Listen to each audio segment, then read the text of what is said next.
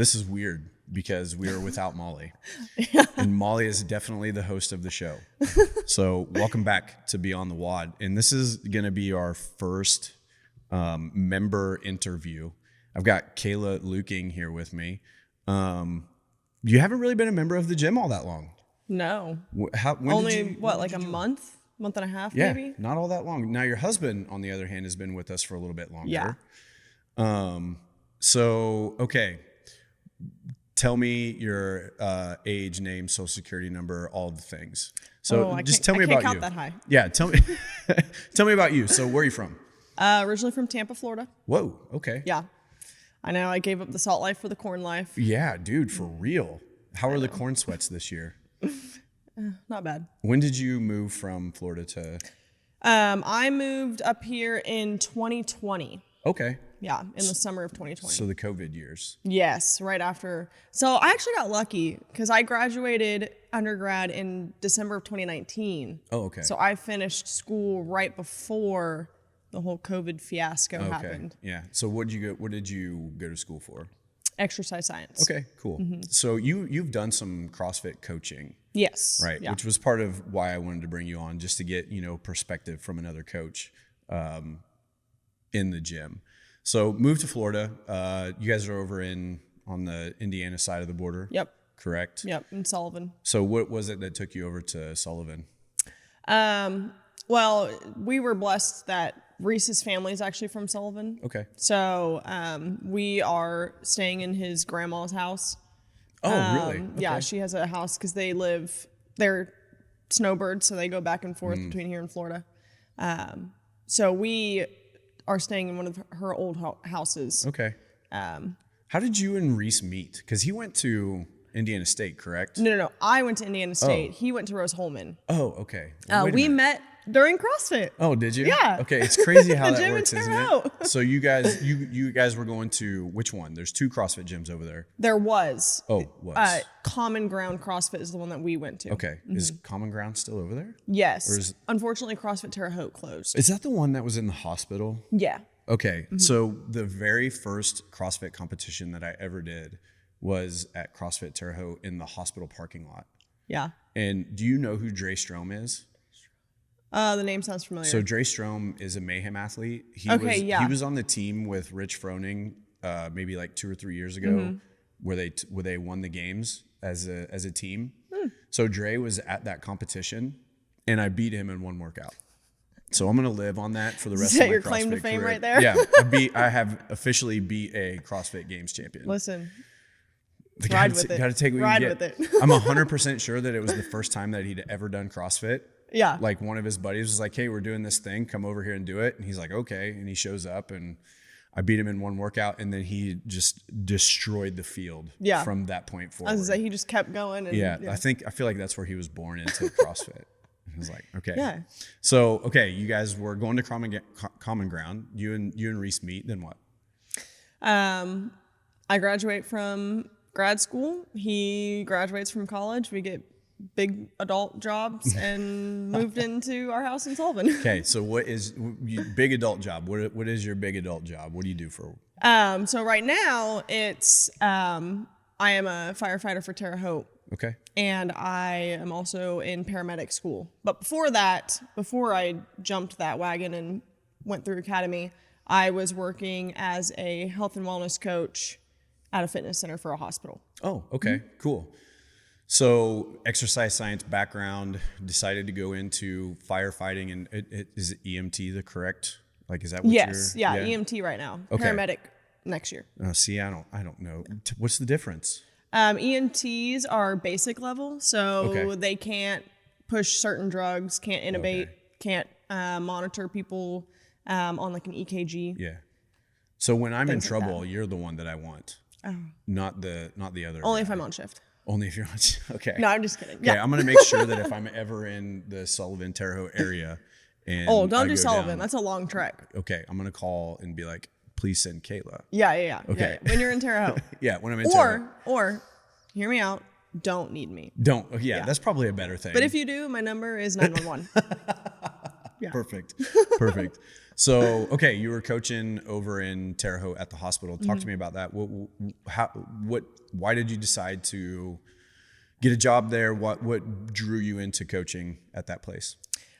So I've been doing fitness world style stuff since 2016. Started out more sports performance, working strength and conditioning, working with various athletes. Then in my undergrad, transitioned more into the general pop, doing, working with professors, working with students, things like that. And when I moved here, the gym at the fitness center, they have everybody. They've got the working class, they've got students, athletes, general pop, your geriatrics. So it was a wide variety of population. Yeah. And I got to do a lot of hands-on with a lot of different people. It was very kind of free range. We did events, we worked with the schools, we did a lot. And so I got to experience a lot of different things that I hadn't in the college setting. So it was just a really good atmosphere. Really good opportunity to grow. And create a pretty good training background for you too. I mean, that's pretty extensive to be able to, work with that wide range of people. I think a lot of times when we get into training or instruction on the fitness side or the health and fitness side or strength and conditioning world, you kind of start to narrow your focus. I mean, like for me, I've narrowed my focus into CrossFit, right? But a lot of collegiate coaches are going to go into that strength and conditioning world where they're working specifically with athletes and they don't necessarily work with any other kind of a population. Yeah. Which is fine, right? Like I don't see that there's anything wrong with that, but it's just cool that you have had that big, broad range of experience. Super cool. So how did you get into CrossFit? So I actually got into CrossFit because in, I think January of 2020, I had a ACL surgery. Oh, okay. On my left knee.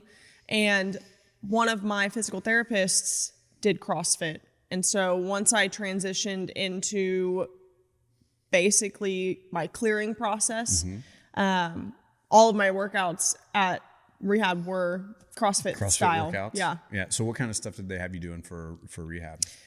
We were doing, various types of box jumps, kettlebell work, lunges, more body weight to really focus on strengthening and stabilizing the knee, but just a lot of, ladders. We were doing different types of conditioning style with some running, some plyometrics. Yeah. So we just kind of followed that type of style. And I was like, wow, this is pretty fun. Yeah. And it's funny because before that, I was like, CrossFit. Yeah, right? Yeah. It's funny. And then you do it and you're like, yeah, CrossFit. Yeah. Molly and I were actually just having a conversation about that, like how CrossFit kind of catches a bad rap sometimes. Because, maybe the quality of some of the gyms that you visit, the coaching isn't quite up to snuff, or the affiliate owner maybe just doesn't quite care enough about the business to put the time and effort into coach development and stuff like that. And I think I think from an affiliate owner standpoint, that might be where the bad connotation from CrossFit comes from. I don't know. How many gyms have you been to? Like, how many gyms would you say you've dropped into through the years? Or have you? I don't even know. Probably like 7 or 8. Yeah. So what would you say is your general experience when you're walking into a typical CrossFit gym? I think the atmosphere is just very welcoming. Yeah. Everybody's like, ooh, new person. Everybody gets excited when new people come in and new faces are working out with them. And it's always just so open-armed, People want to know who you are, where you come from, if you're coming back the next day. And just the different cultures. I mean, I feel like every single gym you go to has its own thing. Yeah, for sure. Yeah. For sure. Yeah, it's there's stylistic differences from one gym to the other, right? Like everyone's kind of got their own flavor of running across. Yeah, their own. Yeah, right. Their own flavor of running a CrossFit gym. There's you're going to find some really common things when you go to a CrossFit gym. There's going to be a class structure. Yep. The equipment is pretty much going to be the same from one gym to the next. Maybe some gyms have some more fancy stuff than others. You're going to find a community of people that are gathered there for a purpose, right? They've got this objective that they're trying to achieve or whatever it is.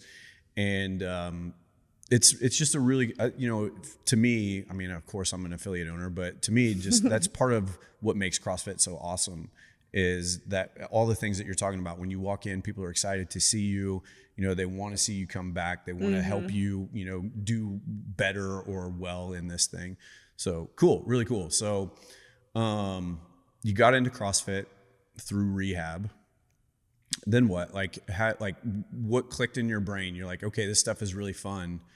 You just start doing CrossFit on your own, or did you go to a gym, or what did that look like for you? Yeah, so I got cleared right before I moved to Indiana. And so when I was in Terre Haute, I did a drop-in at Common Ground and started working out there, and then started working my way to coaching, and just fell in love with it. Yeah. I mean, I like the ability to challenge yourself in more than just, lifting weights or running or whatever it is. I mean, it's always new. Yeah. Yeah. That's, so that challenge, that physical challenge is the thing that kind of hooked you, right? Initially, what kept you? I'd say part of it was the challenge. I've always been an athlete. I was an athlete all through high school, in college, and that competitive aspect, not just with other people in the gym per se, but with yourself. I mean, trying to improve every single day. He's like, ooh. Sorry, I'm fighting flies over here while she's talking. But yeah, that competitiveness, I like being better than I was the day before. Yeah.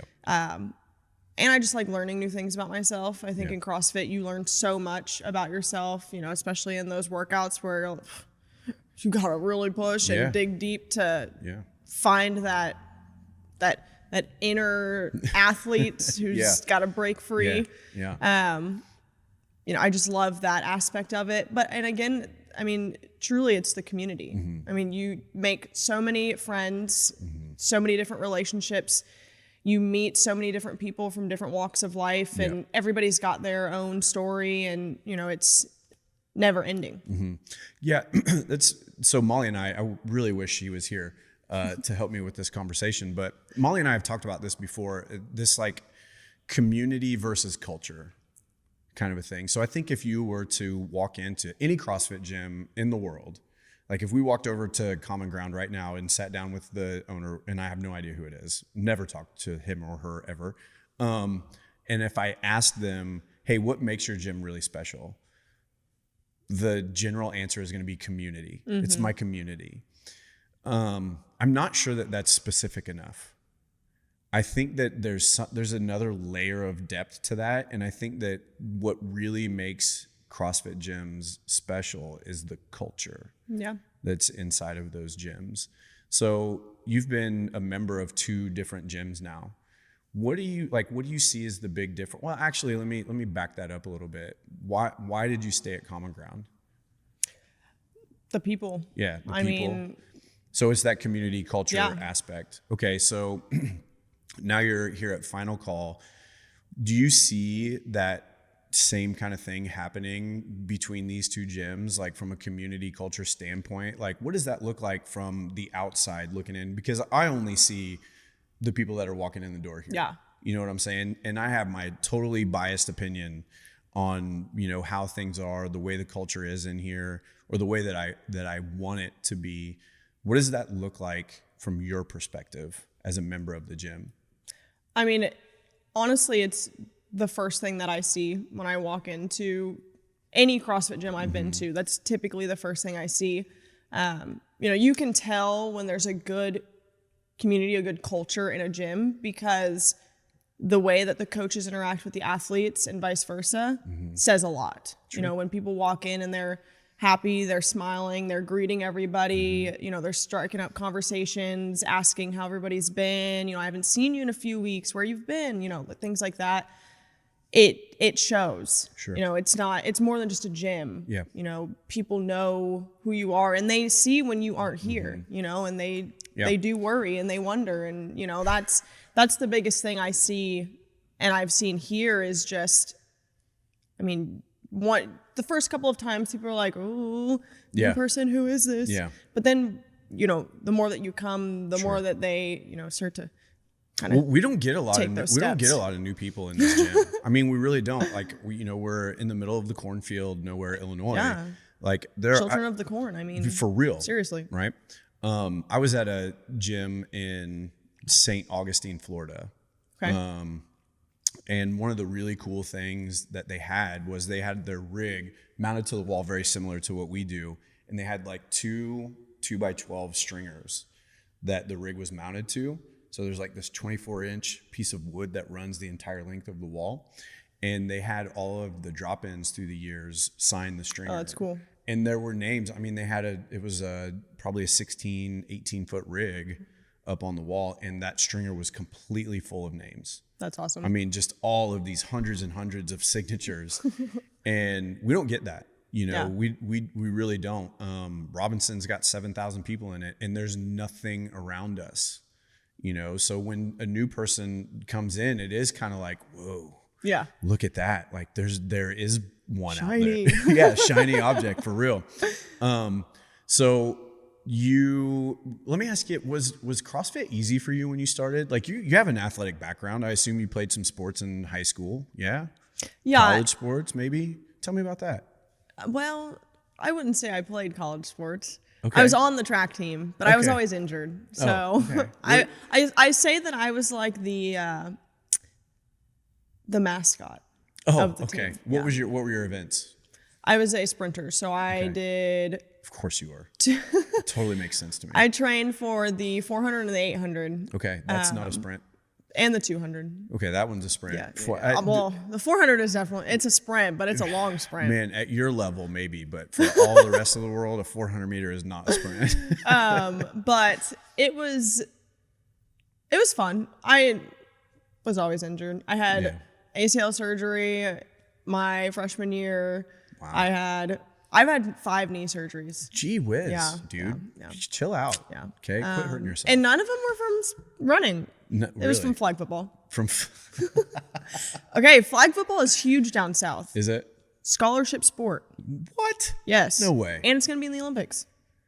Man, what's happening to the world? Flag football is legit. I mean, I know football in general in the South is a big deal. It's definitely, much bigger deal than it is here in Robinson, Illinois. Yeah. Or in the north where it's cold all the time. Yeah, all the time. But terrible. I didn't know that flag football was a big deal. It's big. Like, did you have a flag football career? Oh, yeah, we played all through high school.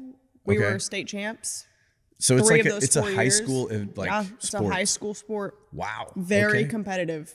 Okay. Uber competitive. So is it like there's the women's team and the men's team, or is it boys and girls it's co-ed type of a sport? Just women's. Okay. Now they do have there are men's leagues. Yeah, they have men's leagues. That's flag football, but in high school it's typically your females play the flag football. Yeah. Men play the regular football. There's no dudes that couldn't make the varsity team, so they went to the flag football team. I'm sure there is somewhere. Yeah. Okay. But so there used to be a women's football league. Yeah, there still is. They still have tackle women's league. Yeah. It was like arena. I actually went to a practice one day. Did you? Yeah. It was fun. Yeah? Yeah. I feel like from what I've seen, so I used to work with a gym owner down in Florida they own 2 or 3 gyms down there. I can't remember, but her name's Macy Lowry, super awesome chick. And she played professional women's football down in Florida. I felt like they kind of idolized the women a little bit though, because those uniforms were really skimpy. Well, they also have the lingerie football league. Yeah, that's what it was. It was a lingerie football league. But these girls are legit dogs. Yeah. Like they got that dog in them. Yeah, for real. Yeah. Like getting after it in their bikinis. Like, well, so they have that, and then they also have tackle, like full pads, helmet, and do like the thing. whole shebang. Wow. Okay. Leagues. Man, I did. Just opened me to a whole new world, and I probably don't need to watch any of that. I'll just stick with Buckeye football. So as an athlete making a transition into CrossFit, so that's not like a lot of our members are not making that kind of a transition. So people that are coming in here typically have not exercised for a long time. You know, it's either that, or maybe they're like doing something like getting on Pinterest or Google and like, best workout plan at home or something like that. And maybe using some like 15-pound like pink dumbbells or something like that and doing their thing. They probably have a treadmill in their basement that is now a clothes rack type of a thing. Yeah, or maybe like, dust. or maybe like doing some at-home workout videos or something like that. And then they're coming in here and doing CrossFit, and they're finding like, hey, CrossFit's hard. Yeah. Well, anything is hard when you go from nothing to something. Yes. So as an athlete coming into CrossFit, what was your experience from a developmental standpoint, right? So I mean, you move around this gym, you're a pretty high skill athlete. You're an RX athlete. You can do all of the things. You have all of the fancy, stupid human tricks, right? You can do that stuff. How long did it take you, do you feel like, to get to that place where you're like, okay, I can do this thing? For me, I feel like I catch on pretty quickly to the movement technique. Now, does it look good? Well, that's questionable. But, I'm, like I said, I'm very competitive with myself. Sure. So when I find out I can't do something, I'm like, yeah, watch me. Yeah. Yeah. So, I'd say, for the most part, like the strength aspect and the conditioning aspect was already there. Sure. But, the high skill gymnastics, snatches have never been my friend. I cleaned a lot in college, and I'm not just talking about my apartment. Like, I love cleans. Yeah. That was pretty much my pride and joy going into CrossFit, and then learning how to snatch. I was like, you want me to do what with this barbell? Yeah, right. And everybody struggles with that. I mean, it's a hard movement. Yeah. It's not rocket science, but it's difficult. Yes. Like, it takes some technique. I always tell people, like, to me, when I look at sport, there are some really technical movements in sport. Like, oh, yeah. A pole vault would be a really difficult movement to master. A discus throw, I think, would be, or like a hammer throw or something like that, would be a really difficult movement to master. Hurdles. A good golf swing. Oh, something that takes years and years and years to master. Yeah. And I think that the snatch is right up there with those things from a technical standpoint, in the way that you can progress through and continue to build your mechanics and your technique in that movement. Like, it can take a lifetime to master that movement. Yeah, so for sure. Coming in fresh, kind of fresh into it, throwing a barbell up over your head, like, yeah, it's probably going to be a little bit frustrating. Just like the first time you try to swing a driver and hit a golf ball, and that ball, and I'm not a golfer, and that ball shoots straight out to the side, like, you're probably not going to be able to do it very well the first time you try. Yeah. And I almost think that there's beauty in that, novice athlete, because they don't have to retrain poor movement. Yeah. I think that's one of my biggest struggles is I've learned from so many different perspectives on how to do the same movement that you kind of pick up bad habits here and there. And so having to retrain that is hard. Yeah. So coming in, fresh out the oven, not knowing even what a snatch is, you almost are at an advantage because you get to learn straight from that basic. Yeah. That like, beginners are my favorite because they're just like this lump of clay that I get to mold. Yes. You know what I'm saying? Like, I'm so thankful that Charlie is in here to help you and Reese, because I hate coaching high level athletes. I really do. Like, it's like my least favorite thing to do. Not that I don't like you as a person, because I do. I think you're awesome. But from a coaching standpoint, like, I get frustrated with people who can't respond. Yeah. You know what I'm saying? Like, as a coach, like, I find that a 40-year-old woman is like the best person in the world to coach, because like she just wants to get better. She just wants to be told what to do and how to do it. And that like, that's a whole lot of who we have coming into this gym. And I don't know if we have that because that's what I became good at coaching, or I became good at coaching that because that's who was walking in the door. I'm not like a chicken and the egg scenario. Yeah. But I totally agree with you. Like they are at an advantage coming in, because I would struggle to coach you in like a one-on-one setting. I feel like I would get frustrated because I see little things and I'm like, just fix the little thing. Yeah. You know what I'm saying? Like, just fix it. Like, do what I told you. Just be better. Yeah. Just do what I told you to do and stop whining and do the thing. Yeah. So yeah, that's one of my downfalls as a coach is I do not like coaching high level athletes. And maybe some of that too is like, I'm a super non-competitive dude. Yeah. Like straight in this, like there was a time, but I've grown out of that. Yeah. And now it's really just about the health and the fitness part of this. Like, what can we develop in here that we can start to apply to our life and out in the world, right? We're not just doing fitness to get better at fitness. We're doing fitness to get better at life. So, okay. So you've been doing CrossFit for what? We're in 2025. So what, like 5 years? 4 On or and 5 off years? for 5 years. On and off. Okay. What is the hardest part about doing CrossFit for you? Oh, that's a big question. I think initially it was the competitive aspect. Yeah. So when I first started, I wanted to compete. You know, I wanted to go to the games. I wanted to be one of those athletes, man. I think when you get into CrossFit young enough, Yeah. everyone's like, I'm going to the games. Yes. I remember when I first started back in 2012, 2013, looking at the women's weights and being like, I can do the women's weights. Like I'm just starting. Yeah. Like I'm going to go to the games one day. Yes. It did not pan out. Oh my goodness. But, and I think kind of similar to what you were saying, I've grown out of that.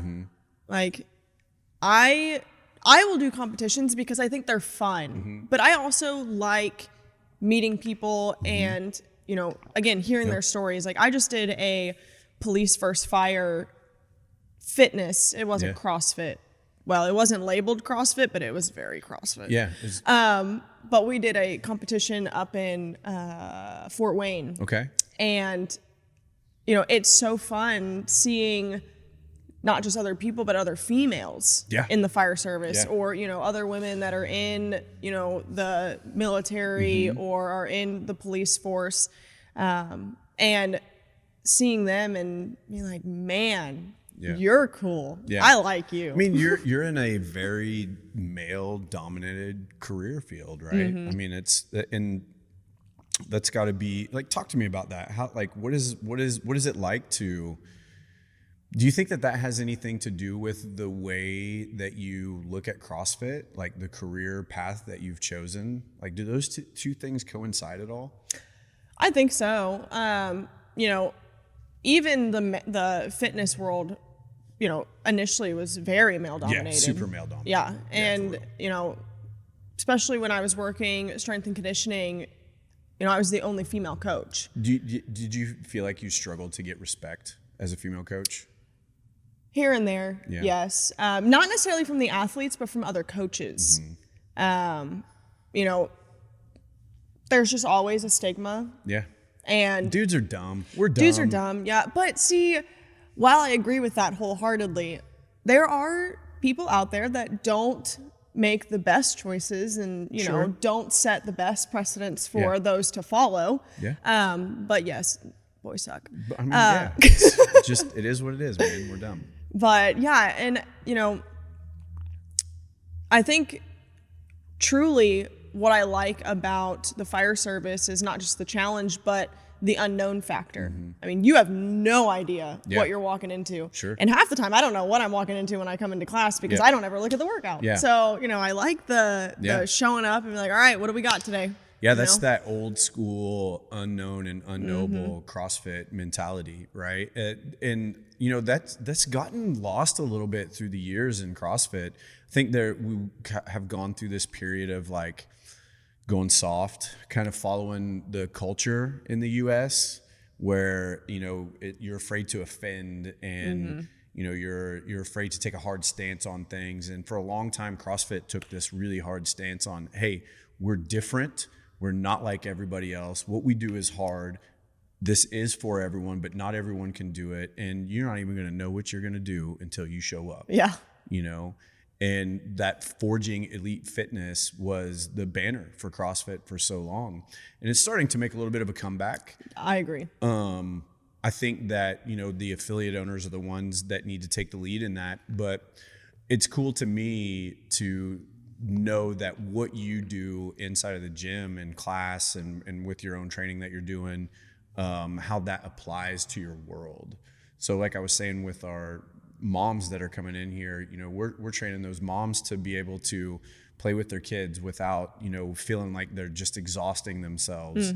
We're training them to be able to carry all the groceries in one trip. I was thinking about that today when I got home from the grocery store. Right? Like a kid in one hand and all the groceries in the other and doing that thing. For you, it's a little bit different. It's this unknown and unknowable style of training can bleed into what you're doing in your work life. And that's really cool to see. Have you had what's been your craziest fire experience? Can you talk about it? Is it okay? Yeah. I mean, I don't know. We had a fire that had they had a bunch of snakes and spiders. Nope, I'm not going in there. Yep. And I had to grab the boxes of spiders and hand them to other firefighters. And I was like, was this at a pet store or? No, it was in somebody's. Just someone's house? Yeah, their garage. How? Okay, I can't. I'm having a hard time picturing this. Boxes of spiders.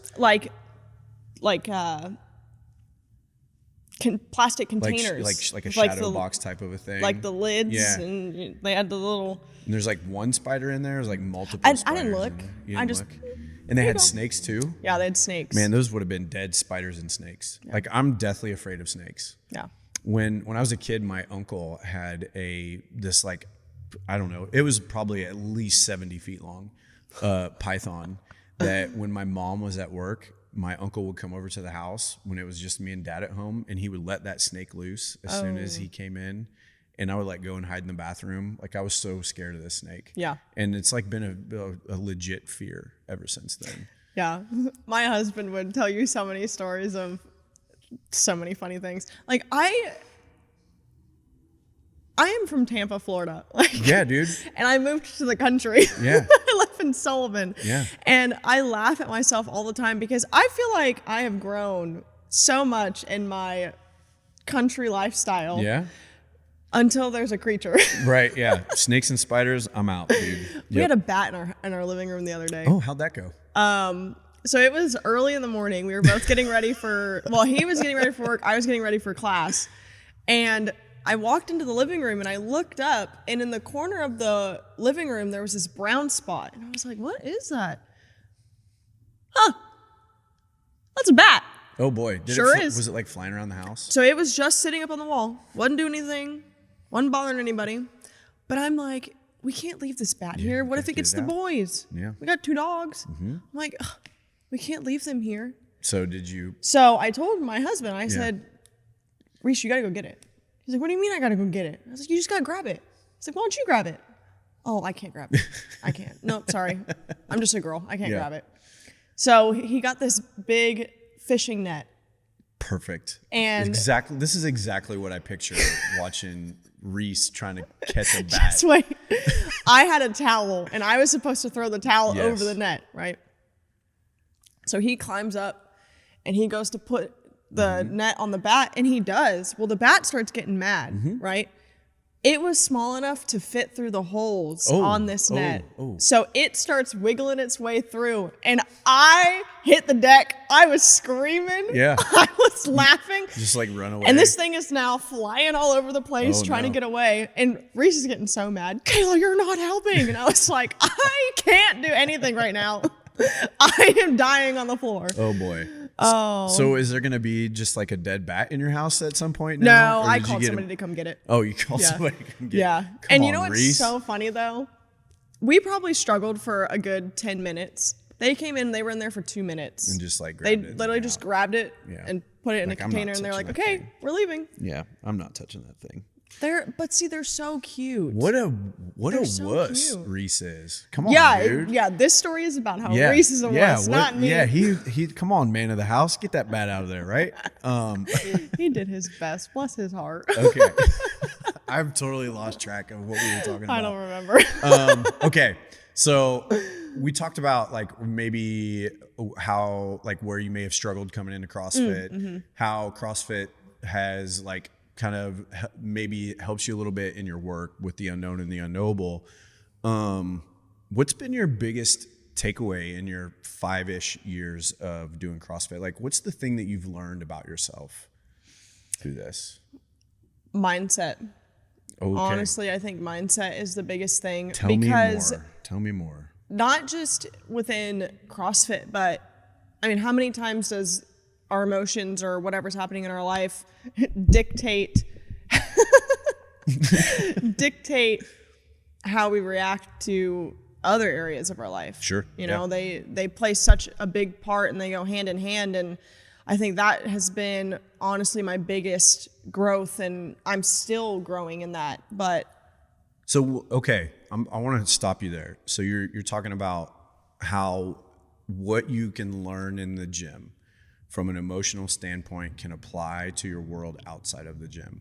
What do you mean by that? Like, what's the emotion that you're dealing with inside of the gym that you go, oh, I do know how to manage that thing, and then it shows up in the world, and you go, wait a minute, I learned how to do that in CrossFit. Mm-hmm. Where does that happen for you? I think the biggest thing is, again, the way that you react. You know, there's so many things that are out of our control, and you know, for instance, in a workout, they're not always going to go the way that you want them to. You're not always going to be motivated. You're not always going to be 100%, right? Yeah. What is your best that day? You know, and trying to relate that to life. You know, you can't control everything that happens. You know, there's going to be days where you're not feeling good, or, you know, somebody says something that really pushes your buttons, and, you know, lashing out. Talking to you, Reese. Yeah, better watch out. You know, the way that you respond to things says so much about you and, you know, your character. And I think when it comes to workouts, you learn more about yourself in those moments where it's just you in that darkness. Yeah. You know, the amount of workouts where I've, you know, been on the bike, or, you know, it's me and a barbell, or me and the rig, you know, and it's just you there. You know, you don't have anybody to help you lift up these reps, or, you know, push you past that breaking point. You know, you have to do it yourself, and you have to find that strength within yourself to keep going, even when, you know, especially when nobody's looking. It's so easy to count by twos, or, you know, cut the workout. But what does that say about you? Yeah. You know, because it's not, nobody's making you do this. You know, the more that you show up, you're showing up for yourself. Yeah. Of course, people want you to be here, but they, you know, you're not doing it for them. You're doing it for you. Yeah. And I feel like it's the same with life. You know? Yeah.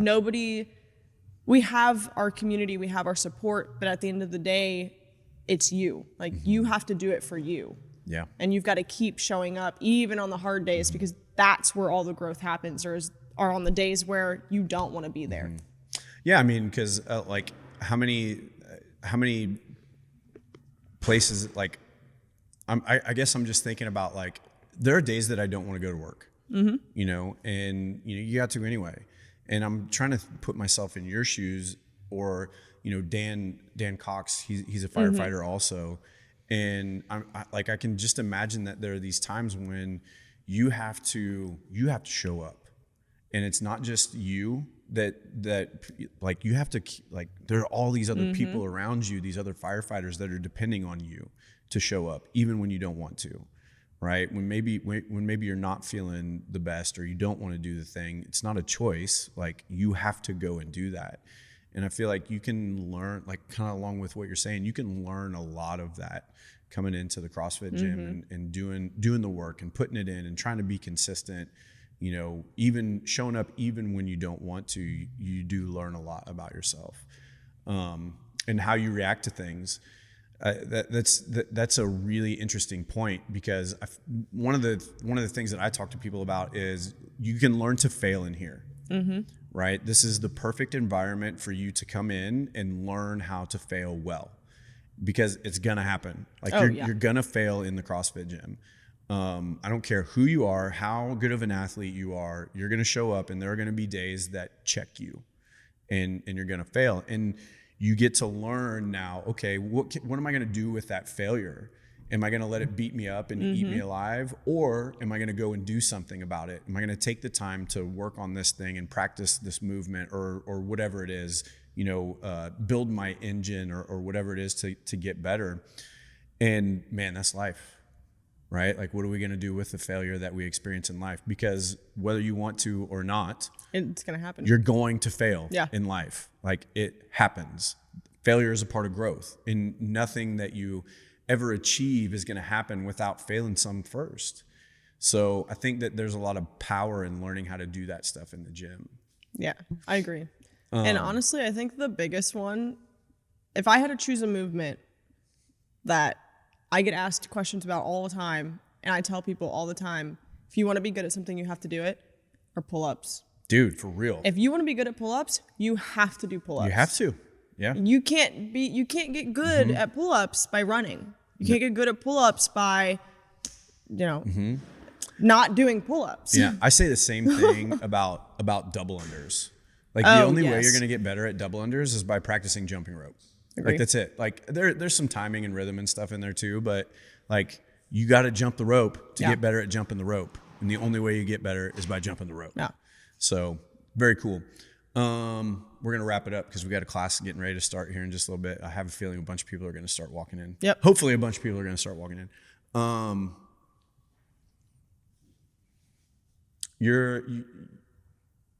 I watch you work out in here and you move really well. Like, it's cool to see someone come in and have that little bit of a competitive side to them, to be able to move with some intensity and do some of that higher skill stuff. It's really cool.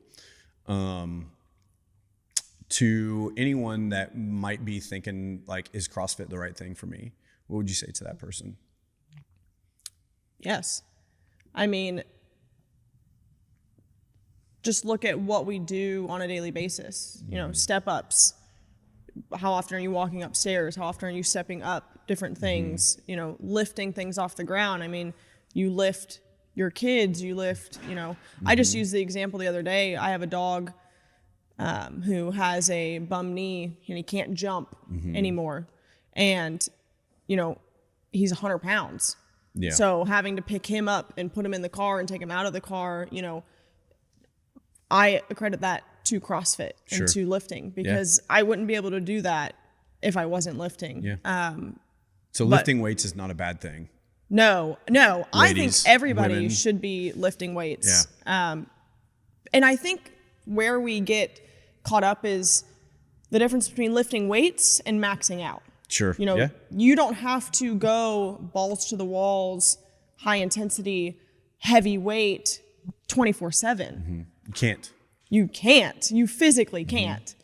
But, you know, lifting weights to improve our health, you know, to prevent osteoporosis from happening, because by the age of 40, you start to lose that bone density. You know, being able to move without feeling all of our joints creaking and cracking. You know, my favorite slogan, motion is lotion. The more that you move, the easier it feels. Yeah. And so CrossFit, you're doing all of that. Everything that we do can be translated into your daily life. Yeah. Regardless of who you are. If you are a stay-at-home mom, if you work in an office, if you work on a truck, if you know, are a child, if you're in high school, you know, whatever you do, CrossFit can relate to that. And it shows you that you can do it. Yeah. I think we're in a place where a lot of people wish that they could do things. And when you step into CrossFit, you realize I can do those things. And so I'm going to do them rather than wish that I had. Yeah. Man, I wish I would have pushed that button about 10 minutes ago. Woo! Man, that was fire. I think that's a great place to wrap it up. Thank you for coming in and hanging out with us. We'll probably have you back at some point. Anytime. You're welcome to come and help us out and chat through this stuff. We want to bring as many of our members into this and tell as many stories as we can. I think it's really important for all of us to kind of get a glimpse of, this thing from a bunch of different perspectives. I agree. And like you said, CrossFit is for anyone. Whether or not you're willing to step outside of your comfort zone and do that thing is a different story. Any final thoughts?